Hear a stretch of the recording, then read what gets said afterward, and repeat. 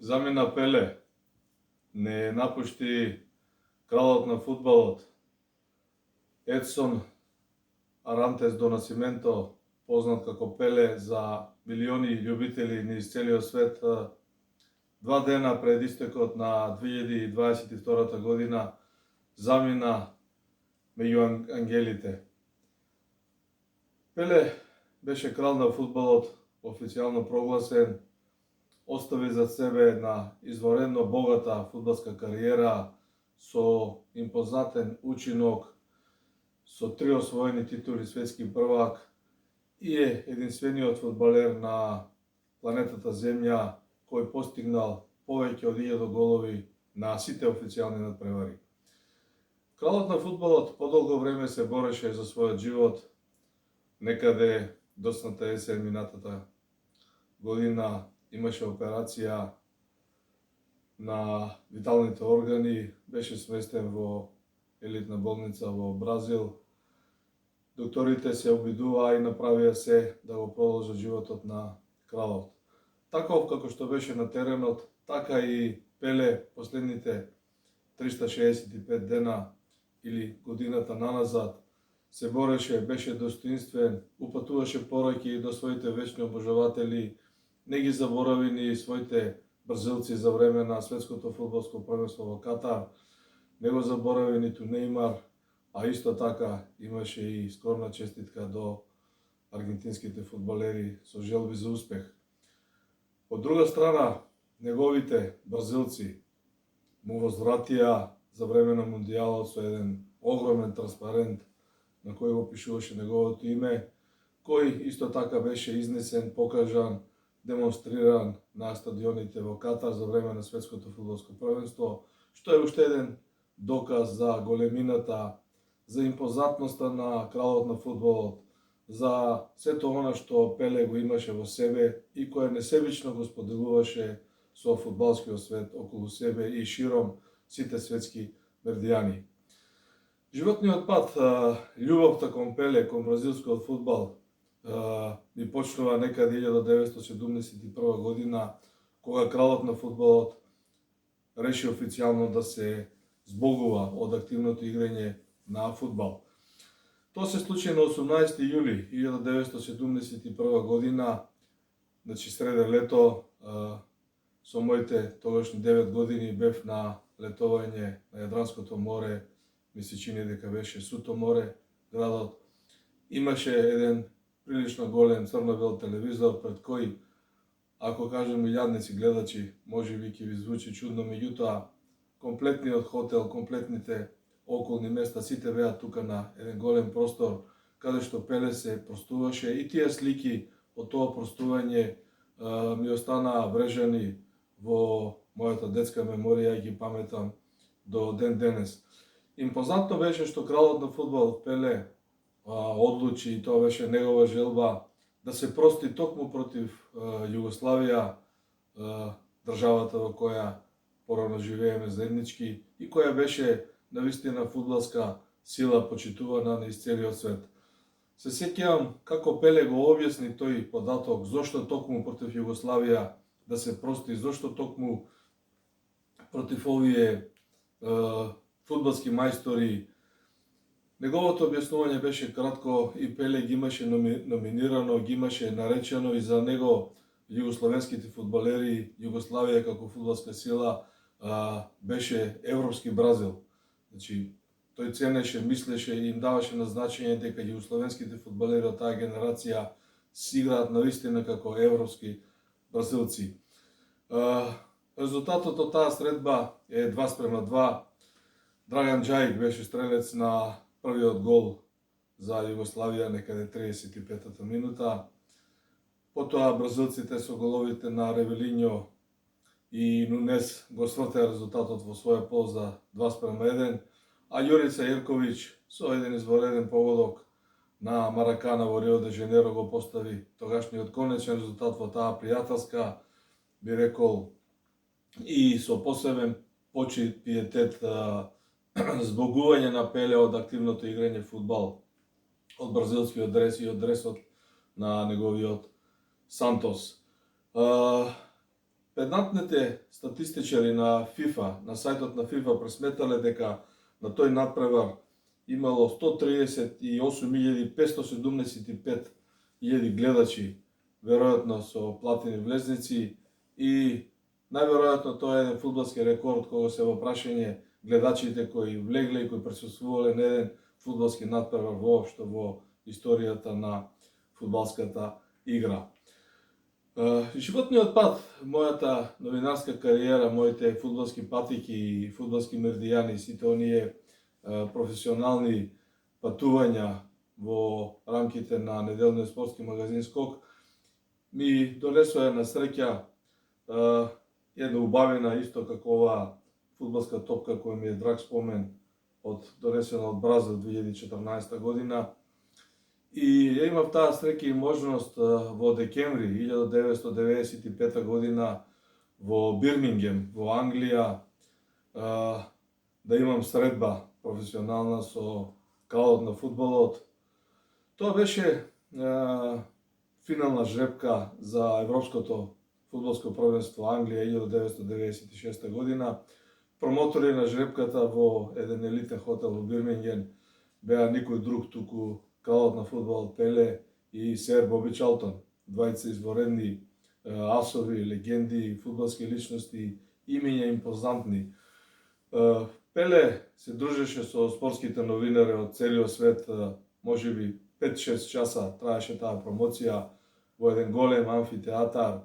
Имаше нешто организирано како и официјална пресконференција кога микрофонот шеташе од рака на сите новинари. И во таа прилика од моја страна беше поставено прашањето, ова што го образложив, зошто Пеле се прости токму против Југославија, и кралот на фудбалот во таа прилика ја потврди својата констатација и образложи дека од секогаш ги сметал југословените за европски бразилци, а при моето представување кажав дека доаѓам во Македонија, која е дел од поранешна Југославија. Во таа прилика имаше и други прашања кои останаа пренесени на страниците на неделниот спортски магазин Скок. Имаше интервјуисти со Боби Чалтон во таа прилика, а Пеле остана скоро, можеби едно фудбалско полувреме, околу 45 минути повеќе со еден мал круг на новинари кои беа најупорни да се му се приближат, да застанат со него, да го вековечат тој момент и сепак да одговори на некое кусо новинарско прашање во таа импозантна прилика. Навистина, таа средба во Бирминген, декември 1995 година, е нешто највредно во мојата спортска кариера, во моето CV, и секогаш ќе се сеќавам и ќе ги памтам тие моменти. Од друга страна, со Пеле има и уште многу емоции кои се поврзани со него и со неговиот Сантош, истоимениот град од каде што потекнува, истоимениот клуб каде што Пеле заигра на свој 16, можеби 17 години, и каде што експресно беше повикан во бразилската репрезентација за својот прв настап на светското фудбалско првенство 1958 година. Мојот престој во Бразил за време на Мундијалот 2014 година го искористив и со убава логистика, со добра помош на нашиот македонец, голем патриот Бошко Добревски, кој живее близко до Сантош во Монгагуа, мало место кое отприлика е 20 на 30 километри од Сантош, и де факто тоа се споени градчиња. Ме однесе бевме заедно во музеот на Сантош, сместен на самиот стадион на овој легендарен фудбалски клуб, благодарејќи пред се на Пеле, меѓутоа благодарејќи на други бразилски фудбалски асови кои го носеле неговиот дрес. Емоциите од оваа посета на музеот на Сантош, да не речам и музеот на Пеле, исто така се големи, и тоа е доживување кое искрено тешко може да се пренесе вака со зборови. Тоа треба да го почувствуваш, да го видиш, да стоиш пред сликата на Пеле со неговата фигура изградена од восок, со фотографијата на која го подпишува првиот договор за Сантош, легендарна фотографија која е огромна фотографија, изразено доминантно место во музеот на овој бразилски познат клуб. Бевме тука скоро цел ден, се дружевме со сите тие признанија, со сите тие фотографии, меѓу кои се Пеле и неговите тогашни соиграчи. И навистина и тоа беше една многу емотивна средба, излегувајќи на стадионот на Сантош, кој е како мал вулкан, не толку со голем капацитет, меѓутоа изворедно наместен, лоциран да ги мотивира фудбалерите. Во тој контекст, веќе реков во оведниот говор, Пеле постигна 1000 голови и единствениот фудбалер на сите официјални надпревари кој постигна толку голови. Меѓутоа, интересно е што играјќи за Сантош, Пеле има постигнато, речиси, исти број на голови, скоро на секоја средба, некаде 640 одиграни надпревари, има постигнато 628 голови. Тоа се бројки кои стојат за името на Пеле и кои сами по себе покажуваат дека бил извореден фудбалер, извореден дриблер и пред се извореден голгетер. Пеле го носеше дресот на бразилската репрезентација, каде што на својот прв настап на Мондијалот 1958 година во Шведска, каде што настапи со неполни 17 години, направи вистински бум и едноставно ги фудбалски кажано, фудбалски ги збрка противниците кои не знаеа што се случува, кој е ова младо момче, кој е овој виртуоз на кого топката му се лепеше за ногата и кој едноставно ги мелеше противничките одбранбени играчи кои со голем успех, со голем учинок на тој Мондијал 1958 година, рекол, во Шведска му ја донесе на Бразил титулата светски првак. Пеле настапуваше за Бразил и на наредните 3 мондијали, во неговото CV стојат 4 мондијали, 58, 62, 66 и 17 година.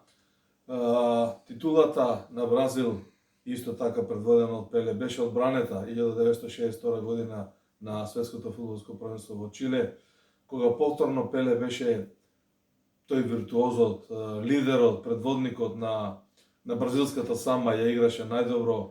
Едноставно противниците не знаеа што да прават со него и како да го сопрат. Веќе беше позрел, повозрасен за 4 години и ја покажа целата своја виртуозност. Во 1966 година Бразил не стана светски првак, но Пеле го забележа својот трет мондијал, каде што навистина имаше една непријатна ситуација кога беше повреден во дуелот со противничките играчи кои, немајќи можност, начин, техника како да го сопрат, стартува доста грубо врз него со остри стартови, а правилата не беа како овие сега така изострени, така што Пеле не го доигра овој мондијал до крајот, а Бразил не стана светски првак. Сета тоа му се позлати во 17 година во Мексико на мондијалот, кога Пеле ја освои третата титула светски првак со Бразил. Импозантно.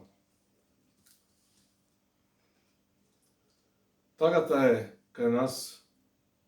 Пеле замина, остануваат неговите голови, неговите игри. Вечно ќе се сеќаваме на кралот на фудбалот. Нека му е светол патот, Бог да го прости и за секојаш ќе остане вечна легенда.